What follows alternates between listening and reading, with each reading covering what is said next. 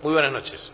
En virtud de la confirmación por parte de la Cámara Federal del procesamiento de la doctora Servini de Cubría, me parece que como una persona directamente involucrada en el hecho es absolutamente formular una serie de apreciaciones.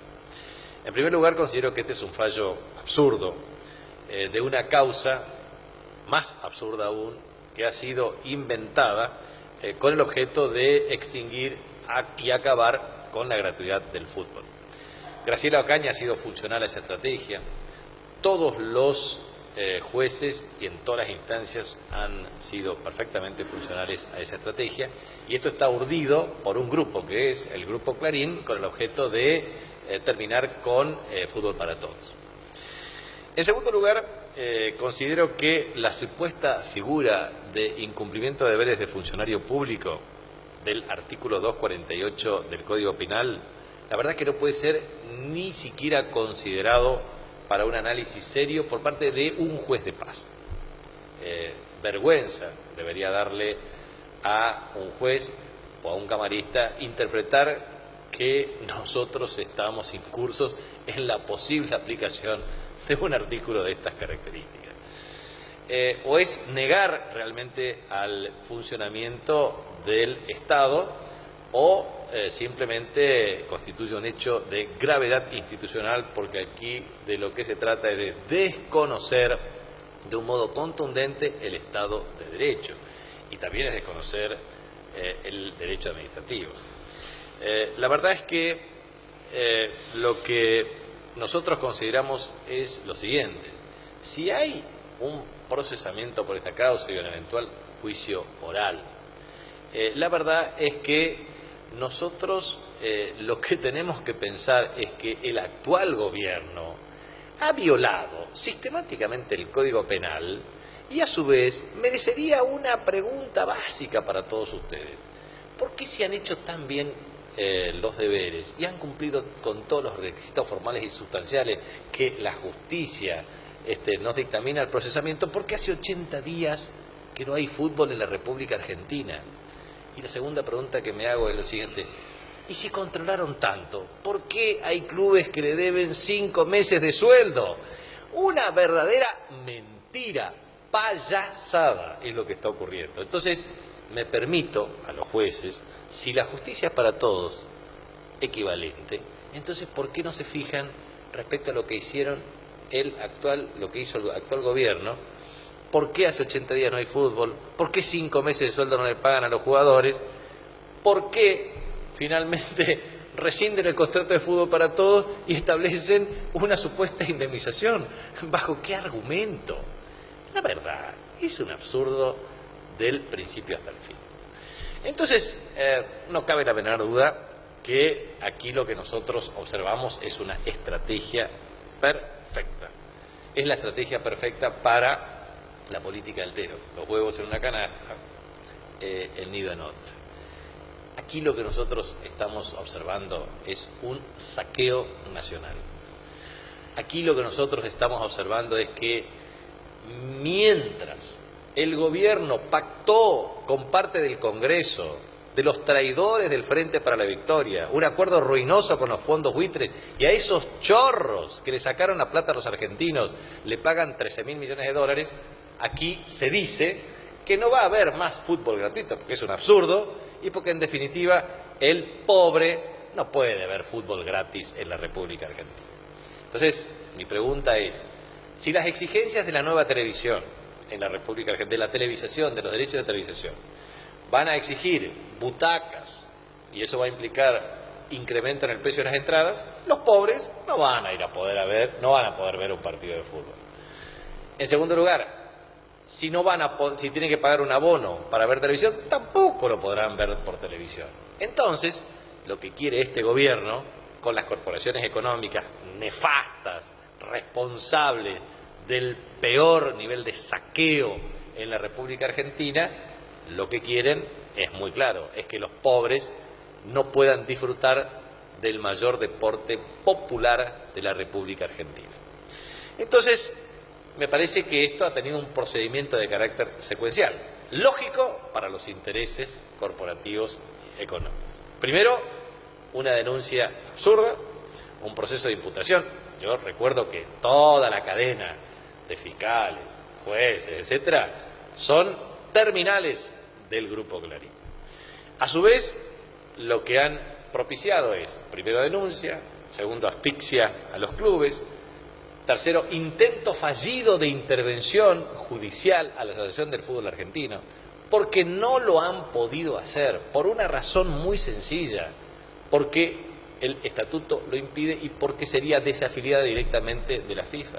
En consecuencia, armaron una estructura, la Comisión Normalizadora de la Asociación del Fútbol Argentino.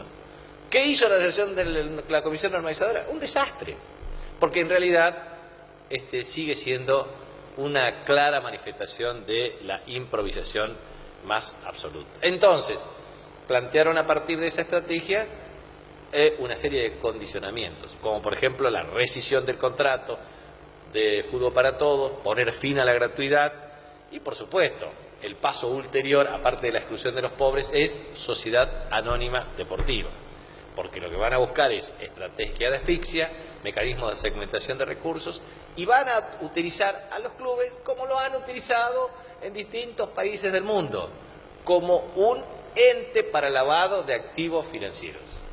No van a tener el control efectivo como asociación civil de los socios, van a tener accionistas y van a generar obviamente un entente, como han hecho ahora, digamos, casi 160.000 millones de dólares, seguramente terminará el blanqueo, porque lo hacen a partir de una estrategia en donde efectivamente lo que pretenden es seguir con esta dinámica extraordinaria de exacción de riqueza.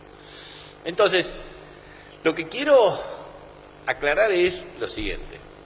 Cuando uno tiene un expediente administrativo, lo que hace es identificarlo con mucha precisión. Para alguien que ha sido 2 veces jefe de gabinete de ministros, que fue 2 veces gobernador de la provincia, que es intendente, que ha sido senador, con experiencia política y administrativa, nosotros sabemos que un expediente exige claramente la revisión en todas las instancias. No hay ningún expediente. En el caso de un jefe de gabinete, firma los proyectos de leyes que envía al Congreso de la Nación junto al presidente o presidenta de la Nación. Firma decisiones administrativas en virtud de la incumbencia del artículo 100 de la Constitución Nacional, por ser un cargo con rango constitucional. Firma los decretos de necesidad de urgencia con la presidenta de la Nación en virtud del artículo 76 de la Constitución. Firma los decretos de la presidenta de la Nación, el presidente, obviamente, en virtud del artículo 99 de la Constitución, tanto en el inciso 1, 2 y 3. Firma, por supuesto, resoluciones. Y en todas los actos administrativos tiene la instancia de la unidad de auditoría interna, tiene el asesoramiento jurídico, tiene la intervención de la Sindicatura General de la Nación y después tiene el control ulterior del artículo 85 de la Constitución Nacional por la Auditoría General de la Nación. Por lo tanto, todo acto administrativo tiene un criterio básico de principio de publicidad y de transparencia. Y ningún jefe de gabinete de ministros, ningún ministro, ninguna autoridad máxima jurisdiccional sabe que no va a firmar algo que lo pueda comprometer en el futuro. De manera que pretender que un expediente con un contrato asociativo, que a su vez viene del año 2009, y la verdad es que la responsabilidad de los jefes de gabinete, inclusive del actual, es exactamente la misma en virtud de la particularidad y la tipología contractual.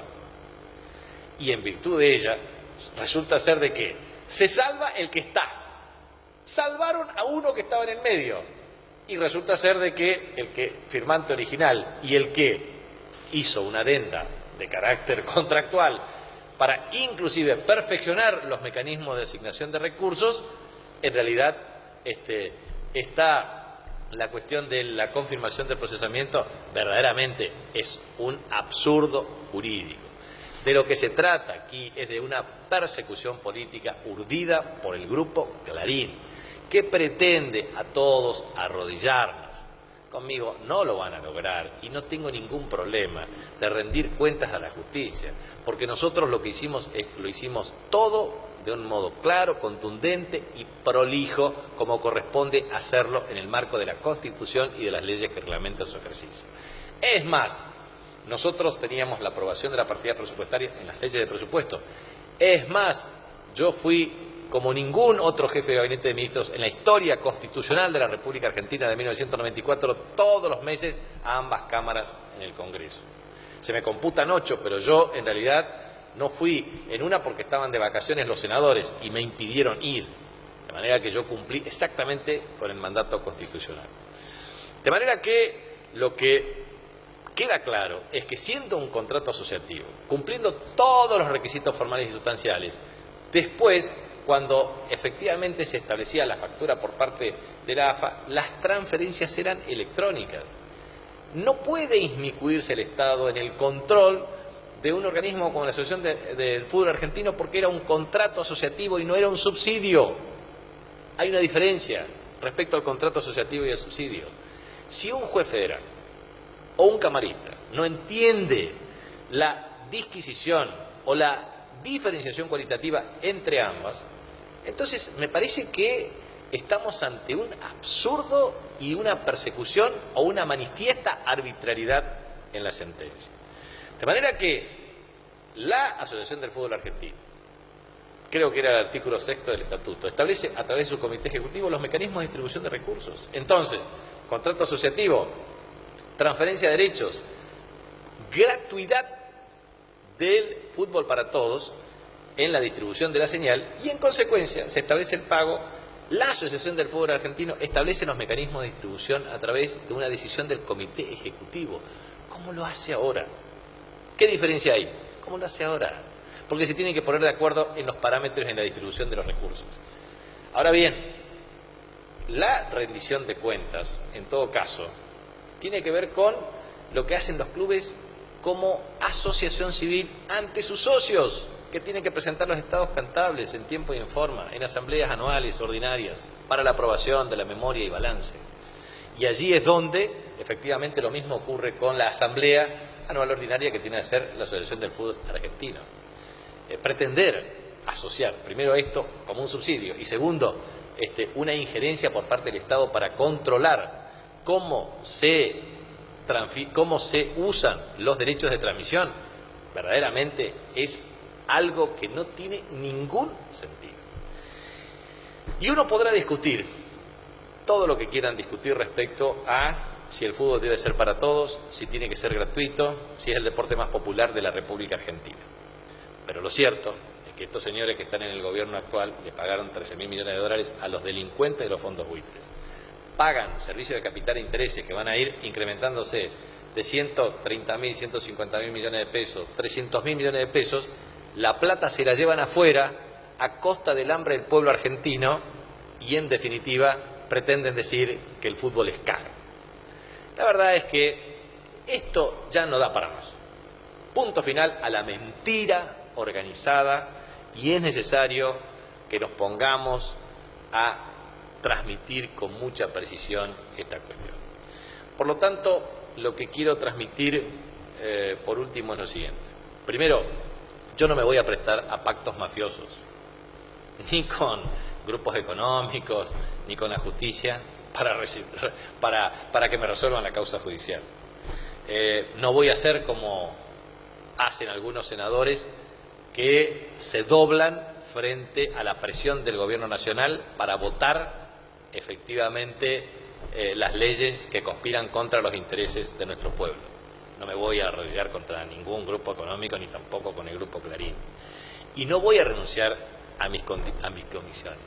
La verdad es que a mí me parece que es necesario interpretar algunas cuestiones básicas en la justicia argentina. Me parece que hay algunos jueces en la Argentina que ni siquiera ya van a cobrar sus salarios en la caja de ahorro del Poder Judicial. Lo van a cobrar en las ventanillas de algún grupo económico.